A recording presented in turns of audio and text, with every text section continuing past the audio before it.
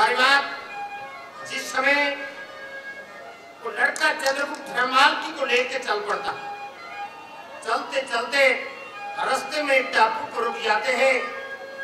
धर्ममालती उसकी चंद्रगुप्त की सेवा करती, चंद्रगुप्त की आंख लग जाती है। थोड़ी देर के बाद धर्ममालती भी सो जाती। चंद्रगुप्त की जब आंख खुली, देखा कि धर्ममालती सोई हुई है, क्यों ना इसको तू यहाँ पर सोई हुई छोड़ दे, न्यू घर ले जाएगा तो लोग न्यू कहेंगे बाबू का खर्चा उतरिया नहीं, वो ले आया। वहीं पर सोई ही छोड़ता है। चंद्रगुप्त ने क्या क्या किया, क्या कहा,